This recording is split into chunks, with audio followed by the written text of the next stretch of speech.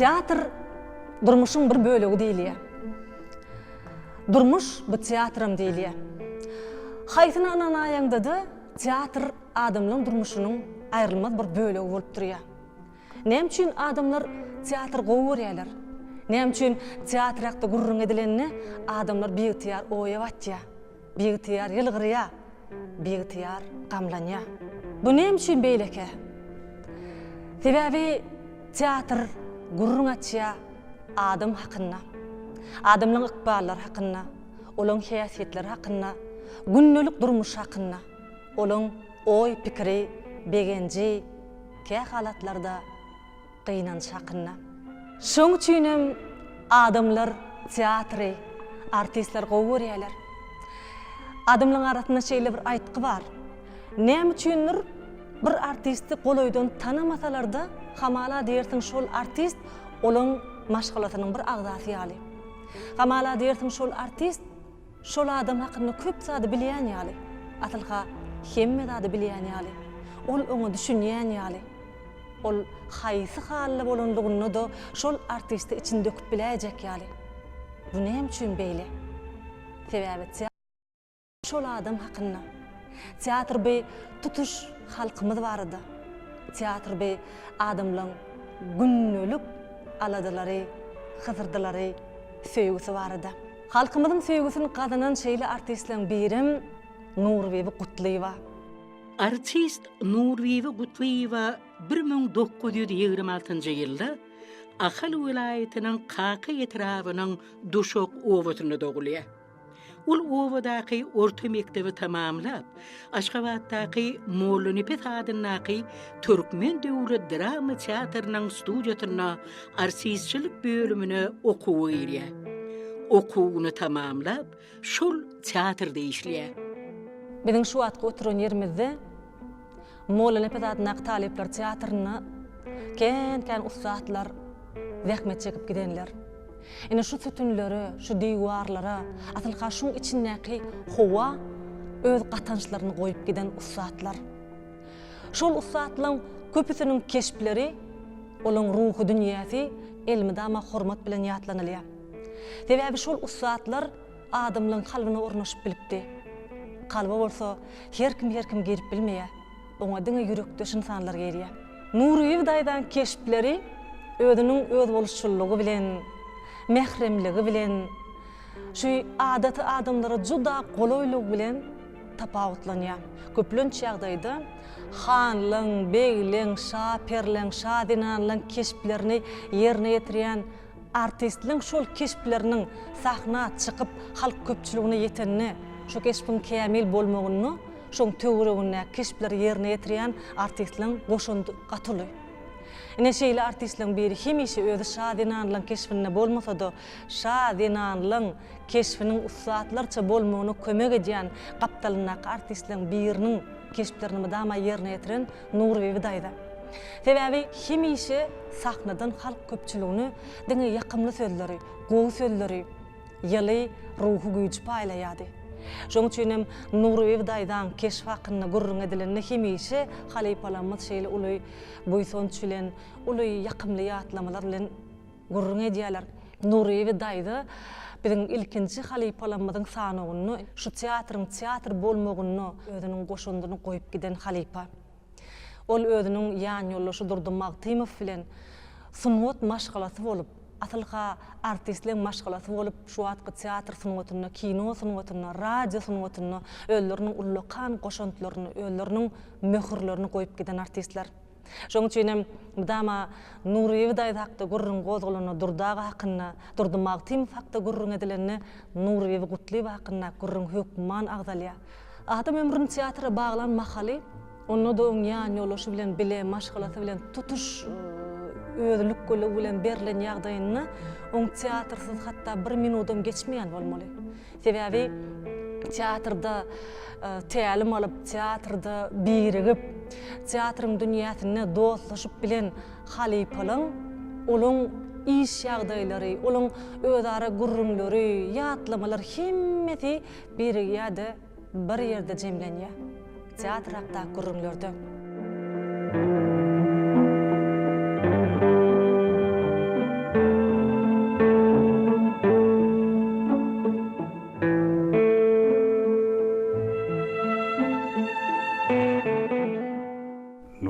Kutluýova bilen 1965-nji ýyl ine şu sahnada bizim ilkinji tanışlygymyz başlady.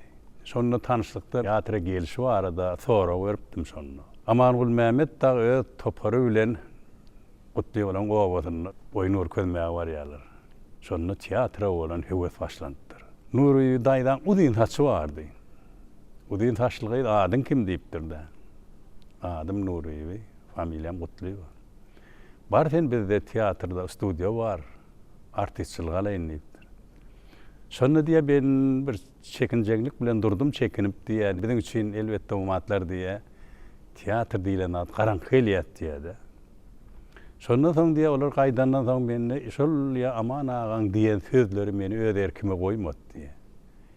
Ondan diýe men Aşgabatda gaýtdym diýe, çünki Mollapet teatrına gelip o ýerde aman aga bilen duşup şey diýem men ykbalym şu teatrlaryny başlatdy. Ine şey diýem Nuri Kutluýova öz ykbalyny tutungyda bagly. Biz mektepde okuyan döwürlerimizde radio ýaýlymda Bekölek diýip bir radio jurnal gidýärdi. Halkam muny hedil edip dinleýärdi. O döwürde telewizor diýilen zat ýok.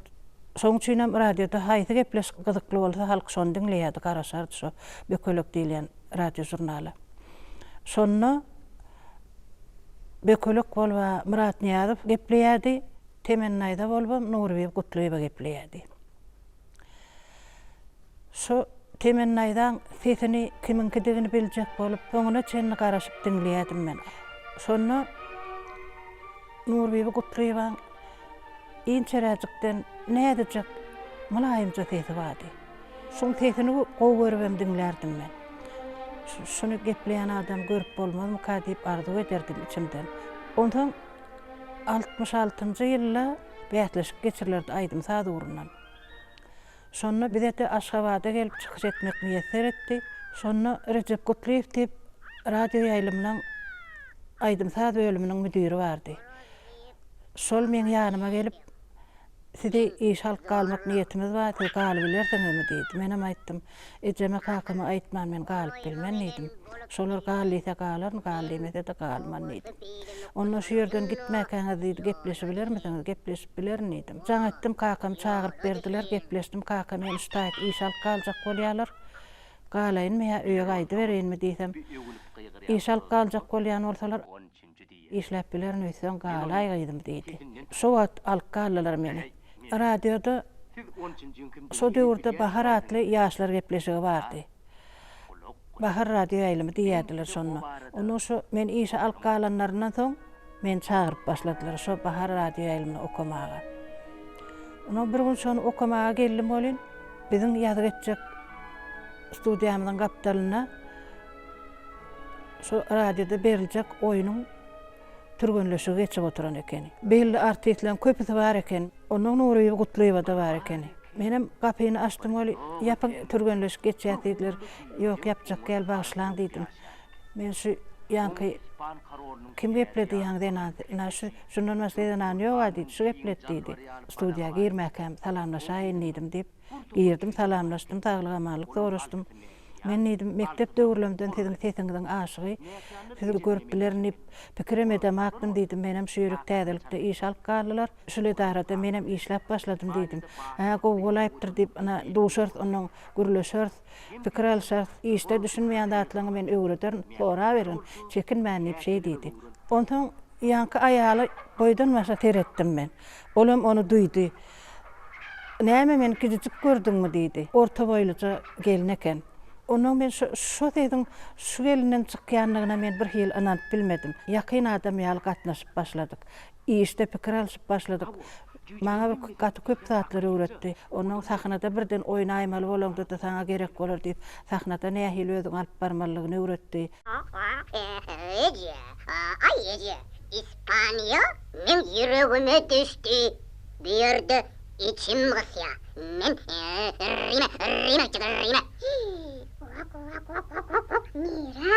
Nira diýdi. Rim berjek men rimi. O ýerde özümi sinlatjak. Meni hizil edip sinlarlar. Finlarlar şeyle demi ece. Ay canım yani oğlum berberdə rim var mı? Sen ağda sorsın.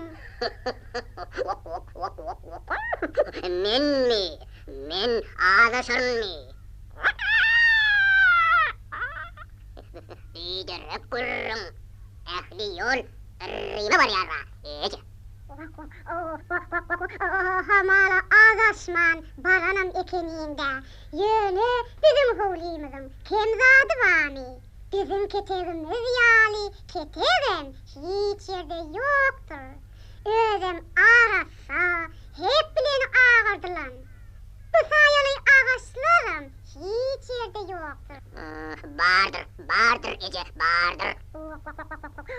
Gör ahiri. Yağışta damcadan, ısıda günün koranıp oturmalı. Şun yali iyisli dersen, başka yerde taktırmaz.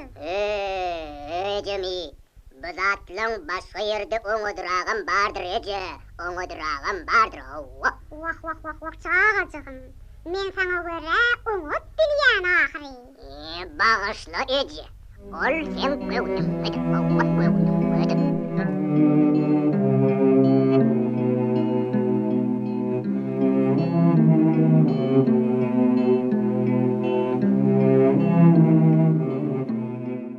Keymir Kör oyununu, Akbal oyununu, Perwana diyen oyununu, kän oyunlarda bile bir sahnada oynamak meýerli etdi. Artistsa bir zat bolýar, hemme keşfi gowun bolup barana, keşf bolýaşoň öz häsiýetine göre gawat gelýär.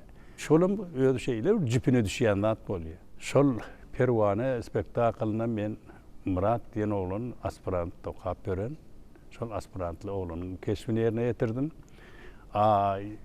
Nuri daýda bolsa, ýanky ýyldyrhon men halaşýany gowun berşän gyýdymyň joratynyň keşfini ýerine ýetirdi. Elbetde ol keşpler bize ýeňlem düşmedi. Ýöne biz näme de bolsa ol dähmet çekip şonu alyp çykdyk. Halkyň gowundan turup şeýle uzak wagtlaryň giden oýunlaryň berdi. Gönden göni biziň eminimiz halkda. Halka yaraýmak, halkyň el çarpmasyny awoldyny almak ol biziň üçin uly baha.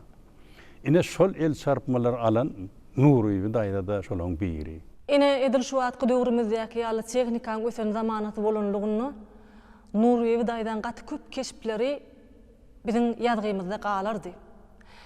Sebäbi teatr janly sunmat bolan soň günnelik ýagdaýdaky ýerine ýetirilen keşpleriň himmeti ýadgyda galmandyr. Şoň üçin teatrdaky keşpleriniň ýadgyda ýoklugy juda gynanyrjy ýagdaý. Ýöne haçan artist ussat bolanlygyny bary ýok ýekejek keşp bilen, hatda ol multfilmda keşp bolanlygyny da halkyň sevgisini kazanýar. Ne şu wagtky biziň hemme tomoşaçylarymyzyň ýadyna bar bolan şey söýüp tomoşa eden multfilmleriniň biri Petropol tapdy diýen bir multfilm bar. Ana şu multfilm Ukrain halk ertekisi esasyna düzülen, ýöne şonu türkmen diline ussatlarça terjime eden halypalaň içinde şu Petropol tapdyň aýalynyň keşfini Nuri Gutlyba ses beripdir. Şu ýerde türkmen halkynyň arasyna ýaýramaklyk üçin Nuri daýdan ihlasy gatyly.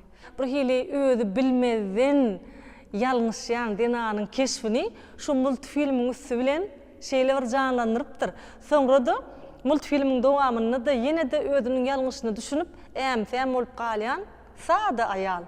Şol sada aýalyň hatda gözleri, dodugy, burny şeýle bir Nuri daýdan sesine gelişipdir. Nuri daýda bilen ine şu sahnada bir näçe keşpler döredildi. Ondan naşgaram şu sahnada ýokarda da bir uly zalymyz bar, türgeniş geçýän. Ne şu taýda da elmedama işleýät. Rejissörler bilen elbetde dörejilikde bir töti jedelli wakada bolaýar. Häw nämeden bolýar? Rejissörler saňa sen görmeýän zatyny aýdýar. Ondan bir gedek şol ýaly çağır Nuri diler da ol menem onun durdum altın fiyollaşy elmedama oňa Nuri diýmedi de oňa Horwy diýerdi. Hanım menem Horwy Seni orada zımıra çağır ya dedim. Bayramcan näme diýäň diýdi. Şoňa men ödüm bir tüýtlü bolup diýäbi Nuriýyn aýdal bizden kän uladam, ular tiýetler. Enem durdaga dedim bagşla bol dedim meni erwet güne talýan dedim. Näme etdim diýdi ýanky. Ýollaşy. Sen horyby diýsen menem aýallaň içinde durka horyby diýipdirin bar ýüzlenip diýdim de onu. Şo gölükge de otyr gölük. Aynı diýdi hemme teatrın hemme de horyby bolup gider muňa adyşan ýaly diýdi horynyk o diýinom saçy bardy. Okuyan wagtyň rejissor aynadan görünüp otyrda. Rejissoryň sesi bize eşdilýär. Oturan studiýam, ýazgy edýän studiýamyzda. Täzeden almaly şeýlere almaly diýip aýdýan, şonu gaýtalap okuyan da. Onun birden Nuriýy Gutluýbany gördüm aynadan. Rejissoryň gulagyna bir zat diýdi, ýene saklady rejissor. Palan ýer täzeden alyn şeýlerek bolsa gowy boljak. Nuriýy Gutluýba diýýär şonu diýip şeý diýdi bolan ýüregime jaý bolaýdy. Görüp otursam ýeke bir öz gepleşikler bilen näle men gepleşiklerim iş edinip dinleýär ekeni Nuriýy Gutluýba. Käýe ýerde özüňden hem goşup goýberýän sözler bardyr ýazlanadyň üstüne diýip şeýdip oşmaça aýdyk goýberberin ýalňyşlyk bolmady şonu gaýta gowy bolar diýip maňa şeýle zatlarym öwretýärdi. Öwretmän kyn görýän aýallar ekeni. Bir zat öwreti bilse şo özüne bagtly hata edýän adam ekeni. Bilýänli. Şeýle boljakdygyny bilip durdumla. Hasam durjana dözmedim. Siz onu aňsyrdyňyzmy ýa-da aňsyrmadyňyzmy? Onu bilip bilmedim. Ay, aňsyryn däl bolsaňyz gerek. O wagt siz biçak alçaňyldynız. Siz gaýtmak üçin ýeriňizden turup gapaý etip barýakaňyz. Durjan maňa seretdi. Oňşa seredişi ölsemem gözüm öňünden gitmez.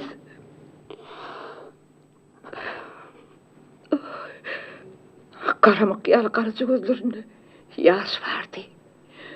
Oň gözünden akýan ýaşlar ýaş däldi. Hutdagy erdip barýan ýanar oduň uçgunçyklardy. O ýaşlar aýralyk göz ýaşlardy. O ýaşlar öz mehribanynyň ömürlük çyda düşýän naçar çağan dady perýadydy. Oň şo seredişinde öýkü, kini, näralylyk bardy. O şeýdip maňa garap durşuny "Sen eminni meni taşladyňmy?" diýýärdi. "Sen eminni ýat boldyňmy?" diýýärdi. "Sen nähili maňa dözüp bilýän?" diýýärdi. Adamyň sesi ol hakynda ören köp maglumat berýär. Aýratynam artistlaryň sesi barady. Haçan ses köpe uşgunly bolanyny, haçan ses ýüregi golay bolanlygyny ol şol sesiň eýesi bolan adamdaky ikbalan, şoň giňliginden, şoň çuňlugyndan, şoň ne derejede usatlygynyň habar berýär. Nuriýy Gutluýbaň sesi bir gedek eşitdiňde badawat ýadyňda galýar. Ol üýtköşük, ol hiç kimge meňdemeýär. Ol hemmelerden tapawutly. Demek, şol sesiň eýesi Nuriýy Gutluýbaň özüniň hemmelerden tapawutly bolanlygy. Özüniň teatr sunuwatyny, radio sunuwatyny, kino sunuwatyny aýratyn bir renk kökmünni goşulyp bilenligini. Hiç kiminkä meňdemeýän şol sesi ne şu wagtky biziň radiomyzyň altyn hazinasyny bir näçe radio oýunlarda saklanýar. Ana şolaň birem Gülnar radio oýuny. Ana şo ýerdäki ses doğrudanım helki multfilmdäki sesi meňdeýän ok. O ýerdäki ses filmlerdäki sesi de meňdeýän ok. O ýerde başga bir dünýäni açyp berýän, başga bir owazly ses. Ol işteyci adamdy. İşte ýadadım, ýaltanmy ýokdy. Şu taýdan guturup radioga giderdi. Men baramda radioda ýanky ýazgyda oturan eken Nuriýy daýda. Ondan sonra Durdy Saparov diýip Türkmenistanyň halk artisti, rejissor bar. Ondan geldi. Han Bayramjan oturýanymda diýdi. Heret Bayramjan diňle diýdi, söz aýyşyna, söz alyşyna diýdi. Ana Nuriýy daýda şu radioda da ustat bolan adam. Radioda bile bir gepleşige alyp barmak müýesser etmedi. Ýöne oň gepleşiklerdi ben köplenç Durdy Sapar bilen çağılar hakda hekaýa ýa ertekler ýazardyk da Durdy Sapar bilen. Ine bir radioda da Nuriýy daýdan eden iş käňdir. Radioda temen aýdan keşfini ýerine ýetirip Nuriýy daýda Ödünü temennayda deyip tanıdıp bilen artistkalan beyri. Nuri'nin sesem bir yüreğe yakımlı sesi var. Adam kayatçılığı yali edil tüydüm son yali. Radyoda Gayratın oğurlanışı deyip bir oyun böyle vardı. Şoňa gatnaşmak maňa da meýesir etdi. Juma ýadymradyň öýde görüglen keşfine ses berdi. Menem ağa ýumuşyň keşfine ses berdim. Şondan Nuriýe gutlyp aýtdy. Bayramyzdan soň Ağa ýumuşy diýdi, gözüňi getirip oturmaly diýipsiň sen diýip maňa şeýle baka berdi. Men özüme berrak gaýdan ýerlerimi bilýän şonda. Dolu alıp bilmedik yerlerimi özüm duydum. Şu yerleri men gowy alıp bilmedim diýsem, tennidi aýdymyň bilen barady ýapapyň diýdi. Şu gaty gowy gelişipdir aýdymam diýdi. Şeýdip maňa gowy baha berdi. Uy, asa siz midiňiz? Gelin. Näme habar? Sizin bilen görrügüm bar. Häzir. Gelin. Girdim. Oturuca geç oturdum. Gülnar'ın iş stolcuğunu 5-6 tane kitap bardı. Olary hediştiren olup bir güýmendim. Aýdy oturun. Nähil görrüňiz bar? Janyňyz bersäňmi? Wah sagla. Ýöne bir hili uqym tutanak. Odalam şeýlemediňiz. Ýokla. Niýazgyl şeýle bolaly bär bolly. Oňşyryň janyna nebsim agyrýar. Ola, ol diýeli. Turtjanam hosardan 50 ud oturuverdi. Bu zatlary edebiljek adyň näme? Ay ha ola, onuňy dogry. Alaç ýok. Oň öýde bir biçek gowy adamda. Şolmadyk bolsa, men bu derejelere yetip bilmezdim.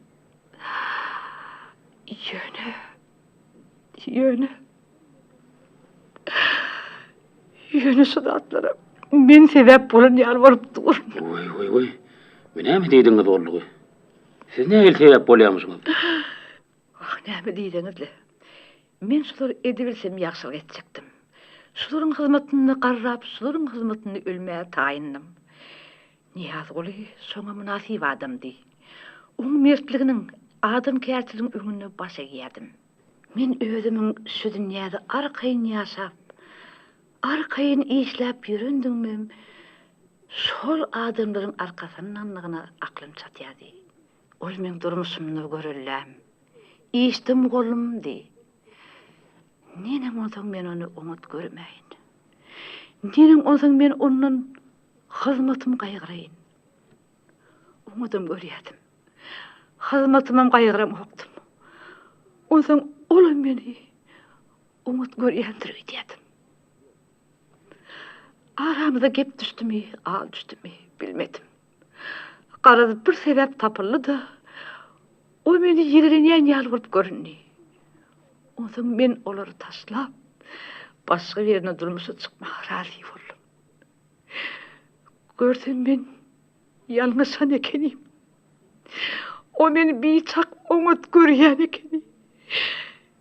Ýöne men oň şeýledigini soň düşünüp kaldym.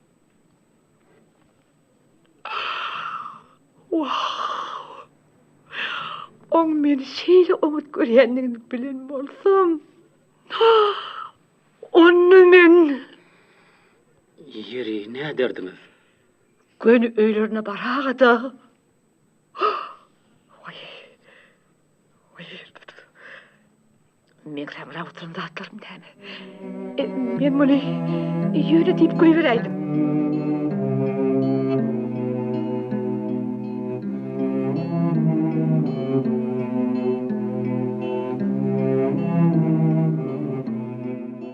Dörecilikde elmidama hemme wagtyň üstünlük bolup duranakda.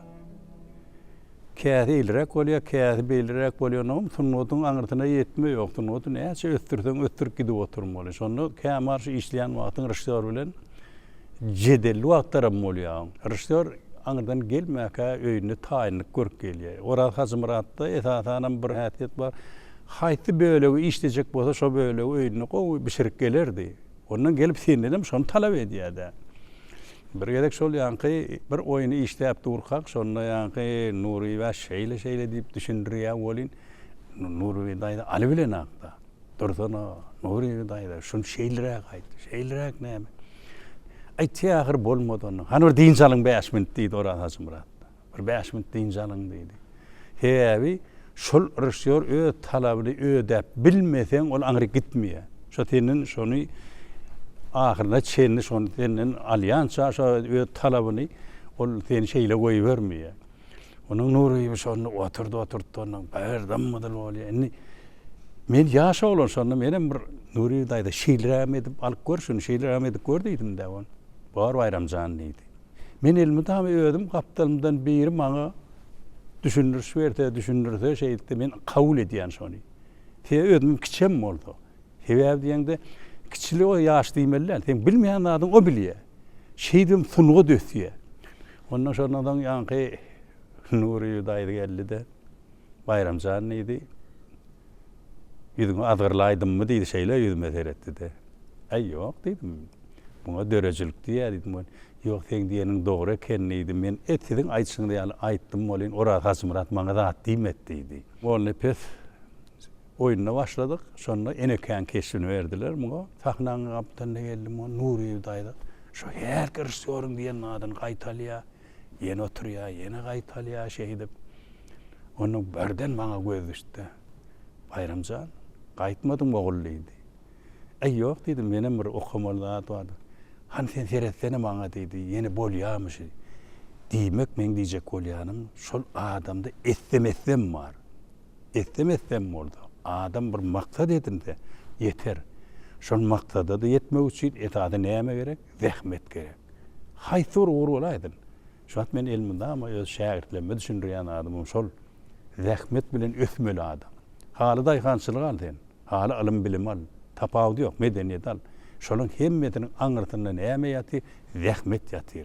Ana men şol Nuri dayda da şol oňuran ak diýenden namyt edip çekýän zahmetini gördüm de. Şoň öýde şoň öýüne gitmeýän, çaý içmeýän şu teatryň doğru men gaýdan röýtdim de menim şol Kemal çykyp taknadan şu biziň şu başlan teatrymyzdan Nuri dayda meňem şu teatryň taknadyna elbette şun kunum ştakna gelýän bolin göwrüň bolmasa şol halipalan sisi owazy ýanglanıp duran ýaly sebäp näme şol aman ol Mehmet Badar aman Atadurdiýew Sonamra Turaýmra Tawrat taýbadan şol ruh sen teatrşy ine şol halipalan elnenem näme edil biziň çykyşymyz ýaly Nuri Gutliýew şonuň elinden çykandan beri. Sağ olun adamlar. İnni diýinjiňiz alyň. Öýleňize gaýtdyňyz bolýar. Mene şunu gaýtjak gelýdim. Jahan perini ýeke goýup ýaban ýatyp bir göreyim. Ýaban ýataýym artyň. Gül ömrümi kül edip inni senden aýra ýatarynmy? Meýdanyna ýatsaňam bileje ýatan. Inha bukjamym gortujagym alyp geldim. O sana mefenlip gelim o ahire bir dansan gelipdir diýbesdim. Ana onu ýerede. Ini? Salamu aleyküm Jahan eje. Boyuğa döýün oglum. Egdene derek basyň. Bir bagryma basaýynda.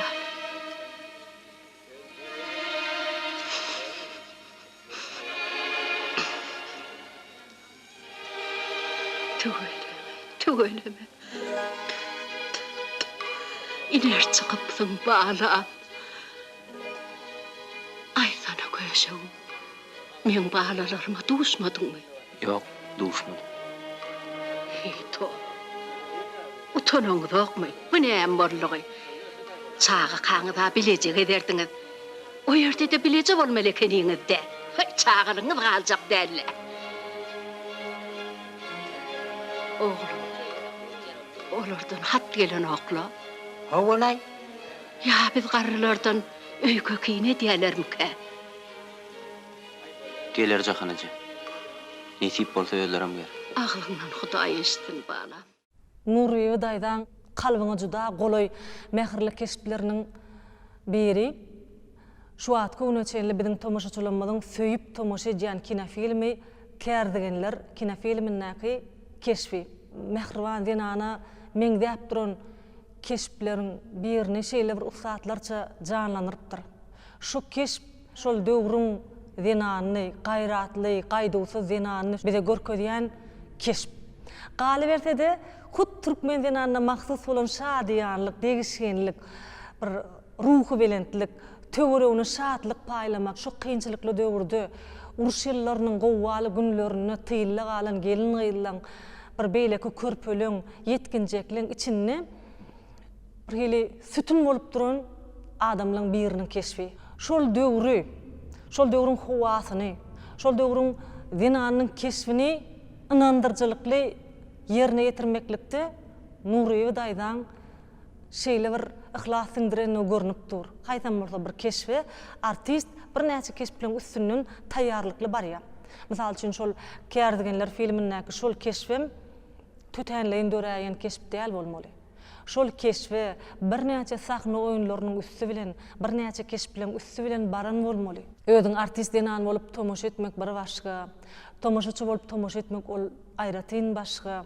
Ýöne himmetini biriktirýän bir zat bar, Nuriýe daýdan ustadlarça zihinini açyp bilen tebigi ýagdaýda görkezen şol keşp.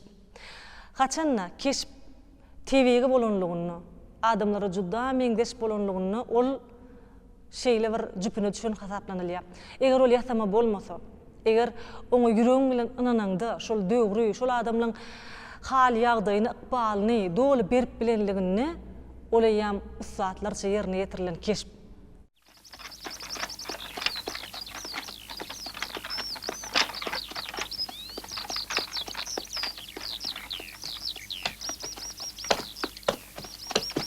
Ayu ato, yüzüňi daga tutup olaryny ýere alyp barýan. Ay wagty çüwennike, biri yetmeýän halyny bir tetbegini alyp barýar. Näme görüp bilýärdiňizmi? Ayna wat, gyýdym. Men çalma aýda weri. Gijelerini gowraçyk ýapynsyn, garry süňüni sowukly daýma görsin. Ay gorkup oturma sahanaçy. Denkiden maşgadan o ýerde bir ýaş jigit bar diýerler. Denkiden maşga ýaş jigit bolup bilmez asyl. Owaň ähli gyýylarynyň ýüregini eredýän ýerde bir ýigit peýda bolanmyş. Kim gyýdy? Sorançy. Merdan. Nuriýe daýdan ustadlygyny ana şo ýerde görkezip bildi. Sebäbi durmuş dol bir şadyan aýal ödi. Şo filmde de başlarına şadyanlyk diýen soň başyna bir nätagylyk düşüp, şondan soň bir gaýgylyny oýnaýar. Şol iki keşfi ýerde ýetirämek artist üçin kyn hatda. Ine bide şol artistgaň ustadlygy bolýar. Şo ustadlygy kazanmak üçin näme? Elmi dama zähmet gerek, türgönleş gerek. Mene oturan yerimde seredip ağlak kalıp durun. Şo keşfi yerine yetirişi bilen men başga adamy şoň yerine hiç gözüme getirip bilmedim de. Ata Döwlet diýen bir artist bardy. Ýaşly adamlaryň keşplerini oynan adam da ol kino filmlerde. Ine şo ikisi er aýal bolup oýnaýarlar bolýan. İkisi tüýüz gabat gelipdirler, bir-birinden gow oýnap, menem ses vermek nesibem çekdi şonna. Ije palanyň dükanyna kant gelipdir diýen bolýanlar men. Onuň ýa-da oglunjuk gelýänler. Salamu alaykum diýip, şol oglunjugyň sesini men berdim.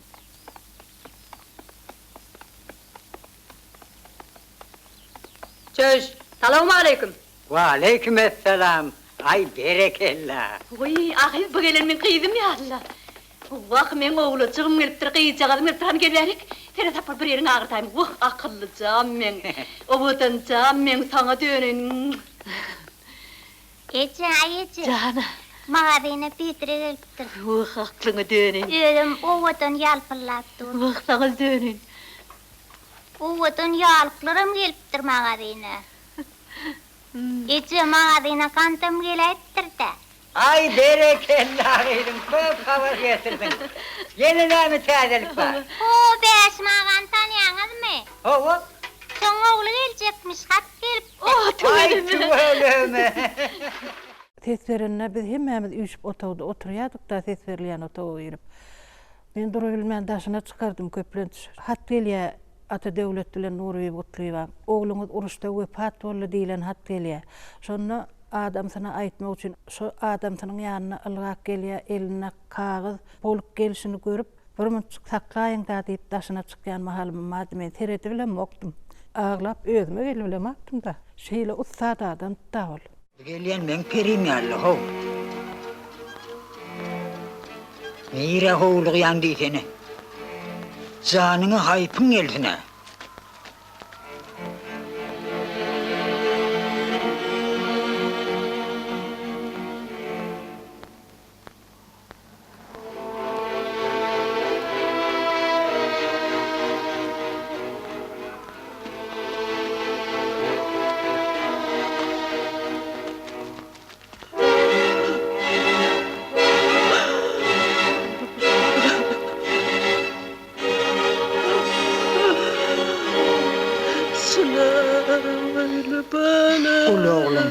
Hem şu oruç tapanı nihalet olsun.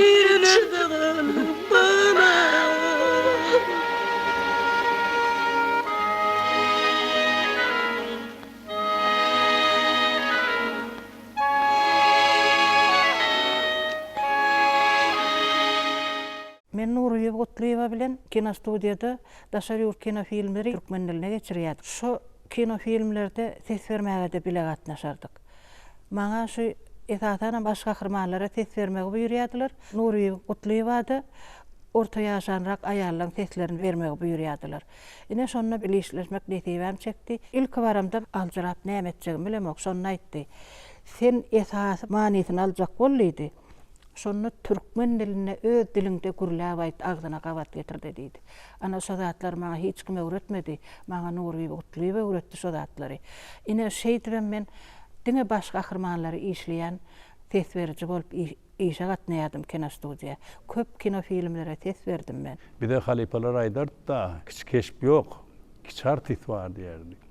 Dogurdanam şonuň diýişýäri keşpin hemmetini manysyna düşünüp şonu yerine getirdim. Keşpin şonu yerine düşýär. Men şu zatlary häzirim şuma öz taliplere, öz şägirdlerime ünnek gelýän şonu esasda açyk dürüdýän keşpin näme diýjek bolýar. Şoň manysyny düşünüp, şoň diýjek zadyny bilip sen Bayram Kerim däl, ýa Nuriye Gotlieva däl, şo keşp bilen ýaşap bilsen, ana şo keşpin şonu yerine düşýär. Elbetde bu zatlara da näme? Uly zähmet gerek. Ine şol zähmetlerem Nuriye Gotlieva da çeke ondan çekip geçiren adam.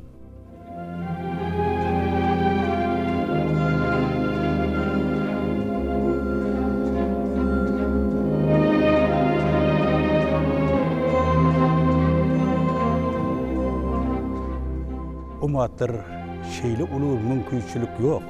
Kinoda da ýok, teatrda da ýok. Emma şol halipalar, şol kynçylyga döz gelip şeýle uly sungat döredip bildiler. Abul kurmordo. Bilen näil döredellik hemme mümkinçilik bar. Köşk bilen bähleşip duran teatrlar bar. Ýekebizin paýtagtymyz Aşgabatda da, welaýetler etraplamyzda da şu köşk bilen bähleşip duran teatrlar bar.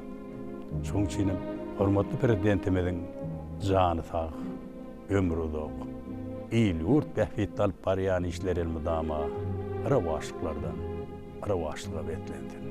Biziň halipalarymyza hormat goýanlyk üçin hormatly prezidentimizin jany sag, ömrü uzak bolsun. Ajaýyp şäherimiziň owadan köçeti bolan Magtymul Şah ýolunyň uruny ýerleşýän şu ajaýyp binan gapdalyna ýeteňdi. Hemişe şuňa soglanyňy duýman galýan. Şu binan gapysyna salama geleniňi duýman galýan. Sebäbi şu binan her sütünlerini, her basgançaklaryna, her diýwaryna ruhy ahwalatlary siňen halipalara salam bermän geçip bilmeýär. Sebäbi olara salam bermek, teatra salam bermek. Şeýle owadan binan halipalaň ýygy goýup giden ruhy dünýäsini goýup giden binan şu wagtky döwürde taliplere berilmegi be juda ullukan sowut. Biziň berkarar döwletimiziň bagtyarlyk zamanasynda medeniýete, sunwaty aýratyn sarpa goýan, teatr sunwatyny güllläp ösürmekde uly işler bitirýän Mehriban arkadaşymyzyň talip ýaşlary bejaý uly sowudy. Bize şeýle ajaýyp zamanada Halipa şägirdlik ýolunda keldip berenlik üçin gahrman arkadamyzyň jany sag bolsun, ömrü uzak bolsun, tutýan belent maksatlary hemişe diňe rawaşlyklara weslensin.